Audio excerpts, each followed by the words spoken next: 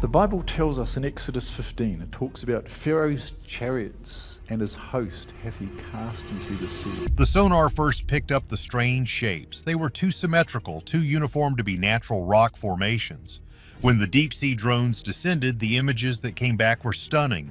The distinct outline of chariot wheels, half buried in sand and encrusted in coral. This shows a chariot wheel. There's approximately 20,000. We've collected a couple of horses' hoofs. This was the moment a team of salvage divers realized they had stumbled upon something monumental in the Red Sea. They were searching for the lost army of an ancient Egyptian pharaoh, and the evidence suggests they found it. But this incredible discovery comes with a terrifying warning that has everyone on edge. A tomb of sand and coral.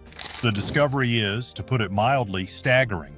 Using state-of-the-art side-scan sonar and remotely operated vehicles, a team of seasoned salvage divers returned to the very coordinates marked by the controversial explorer Ron Wyatt more than 40 years ago. His claims of spotting Egyptian chariot wheels on the floor of the Red Sea were long ridiculed, but the new team was determined to find the truth. With metal detectors sweeping the seabed in the Gulf of Aqaba, they may have just brought to light one of the most extraordinary archaeological finds of the century. You see, the thing nobody tells you is that this area, Nuweiba Beach, is geographically unique. It opens onto a massive, flat, underwater land bridge, the only one of its kind in the entire Gulf. It stretches about 10 miles across to modern-day Saudi Arabia, with depths plunging to 5,000 feet on either side. Divers reported finding strange metallic signatures hidden beneath coral-covered mounds. At first, many dismissed these as noise or debris from modern shipwrecks. But the deeper the divers went, the more undeniable the evidence became. Beneath the waves, eerie shapes began to emerge from the gloom, symmetrical structures with sharp, distinct edges, almost like the wheels of an ancient chariot frozen in time. The closer they looked, the clearer the outlines became. At least 3 distinct wheel-like formations stood out, encrusted with a thick layer of coral, but still holding their form after centuries underwater. The most shocking fact is that these weren't just random chunks. They were found in a straight line, as if marking a path of panicked retreat. Their high-resolution cameras captured every chilling detail. One wheel in particular glimmered faintly with a gold-like sheen beneath the coral, its 4 spokes clearly visible. It was weathered, yes, but strangely preserved, enough to send chills down the divers' spines. This wasn't just another relic lost at sea. It looked like something that could challenge everything modern archaeology had accepted as fact. As they pressed on, more fragments appeared, pieces of metal, axles, and even what looked like the remnants of a chariot cab. Then came the bone shards, hundreds of them that looked human and horse-like, scattered along the seabed. Each discovery seemed to echo the claims of Ron Wyatt, the man whose theories had been mocked for decades. "This is bad news," one diver was heard saying over the comms. For believers, the sight was breathtaking, the physical remnants of Pharaoh's drowned army from the biblical Exodus. For skeptics, it was deeply unsettling. What if the world had been wrong all along? The reason for the ominous warning became clear. The artifacts were disintegrating. Centuries of saltwater corrosion, relentless tides, and the crushing weight of silt had done their damage. These weren't polished relics destined for a museum. Many of them would never leave the sea. What remained were fragile ghosts collapsing under the pressure of time and the slightest touch. Metallurgists consulted remotely confirmed that some fragments matched the metallurgy of late Bronze Age Egypt. Coral and crustacean growth made cleaning impossible without destroying them, but the sonar imaging revealed the unmistakable outlines of wheels with 4 and 6 spokes, the signature of Egyptian military chariots. They even uncovered part of an axle wedged deep in the sea floor. What many overlooked at first was the sheer scale. This wasn't 1 or 2 chariots. The debris field stretched for nearly a mile. But the most chilling find of all was still to come. What they found next was far more personal than metal and wood. Funded by faith. The mission itself was planned in absolute secrecy. In late 2024, a small hand-picked team of elite divers and marine technology experts gathered in Aqaba, Jordan. Their target, a forgotten stretch of the Red Sea near Nuweiba Beach on the Egyptian side of the Gulf of Aqaba. But this wasn't your average dive. Many people are crazy about finding sunken ships or lost pirate treasure, but this team was different. They were chasing the ghost of a claim made nearly 50 years ago by Ron Wyatt, an explorer who insisted he had found the wheels of Pharaoh Ramesses II's chariots beneath the waves. The team, a mix of tough marine engineers, ex-military divers, and seasoned underwater archaeologists, set out to see if Wyatt had been telling the truth. Their arsenal of equipment was cutting-edge, costing well over $10 million. They had sonar imaging systems that could map the seabed in 3 dimensions, deep-sea drones with high-resolution cameras, and submersible scanners capable of detecting even the slightest magnetic anomaly in the sediment. But despite all the tech, the mission almost didn't happen. You see, the thing nobody tells you is that this kind of exploration is fraught with political red tape. Funding requests sent through traditional archaeological channels were rejected outright. Government agencies and universities dismissed the idea as pseudo-scientific nonsense. One Israeli antiquities official reportedly scoffed, saying there was nothing there but coral and conspiracy. To make matters worse, several governments quietly warned the divers not to explore the site, citing fragile marine preservation laws. It became clear that someone didn't want those waters disturbed.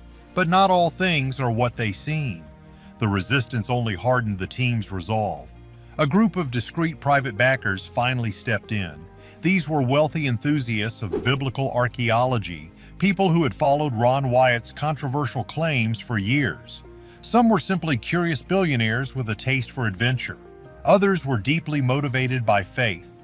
Together, they funded the entire operation, quietly, without any publicity, and with complete discretion. Months of meticulous planning followed. Permits for geological surveying were quietly secured, a clever cover for their true objective.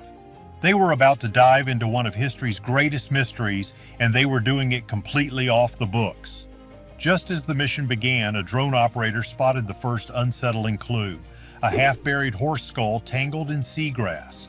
When it was later brought up for testing, the results were a bombshell. It matched an ancient Egyptian breed once used to pull royal chariots. That alone was staggering, but the real shock was still to come. Moments later, a diver's strained voice crackled through the radio. "This is not good." The crew assumed equipment trouble until the live feed from his helmet cam appeared on their monitors. What they saw froze them in place. Human remains, not a few scattered bones, but hundreds. Skulls, ribs, and spines lay entangled with coral-covered spears and the splintered remains of wooden frames. These weren't the casualties of a simple shipwreck. They were clusters of people seemingly caught mid-flight, as if a cataclysm had swept over them all at once.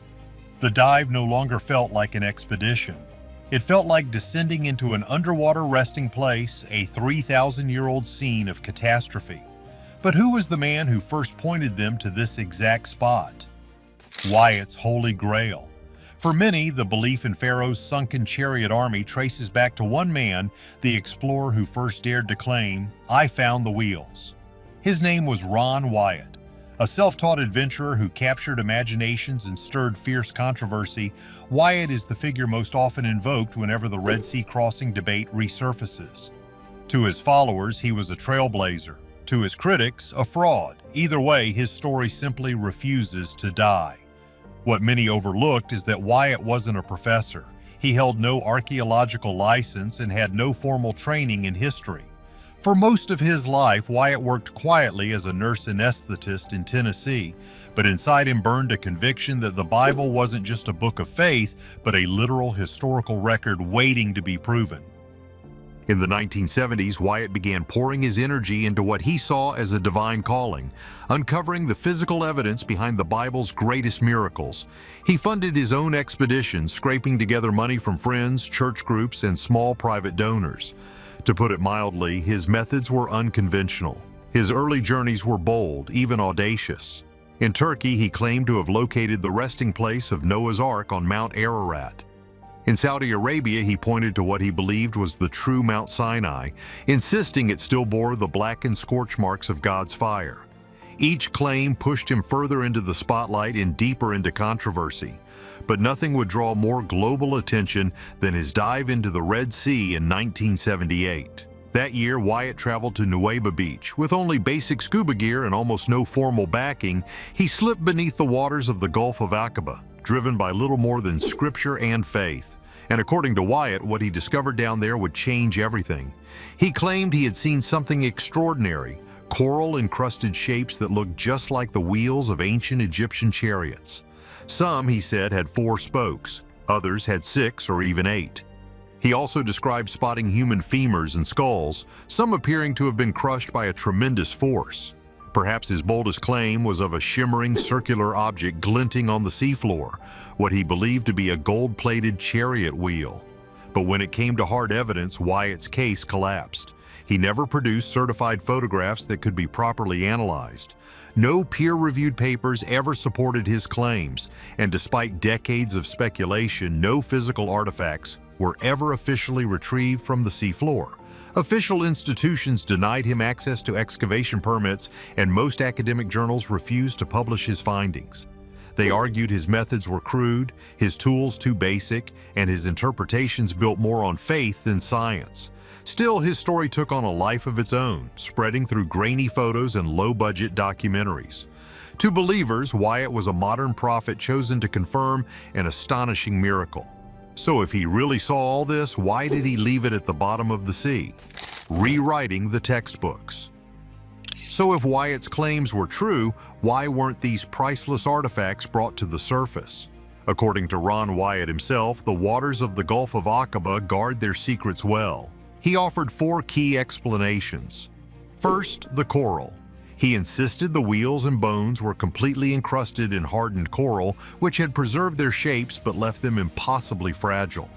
Touching them, he feared, would cause them to crumble into dust. Second, the risk of removal. Wyatt believed the seafloor itself had become both a coffin and a shield.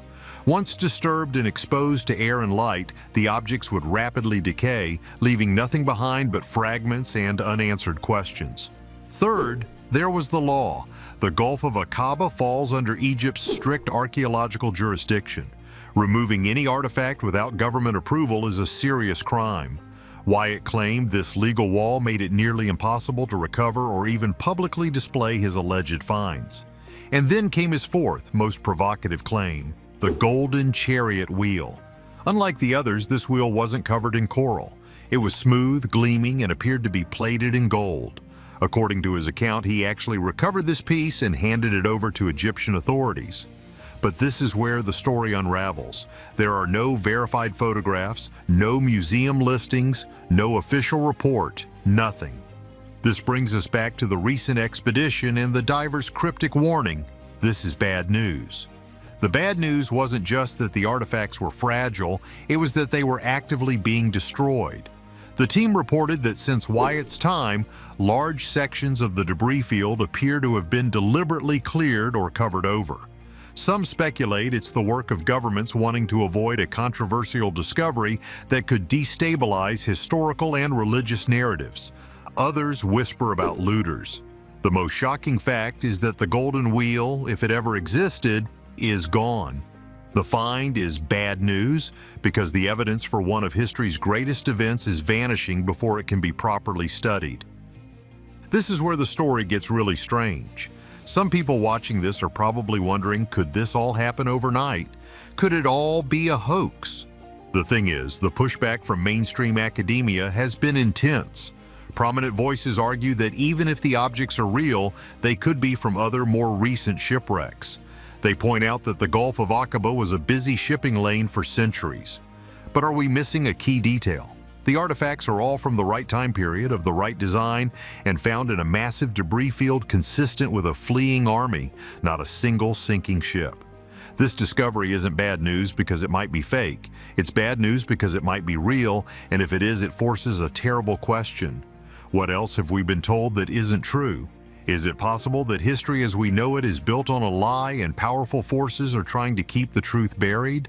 Let us know what you think in the comments. Don't forget to like and subscribe.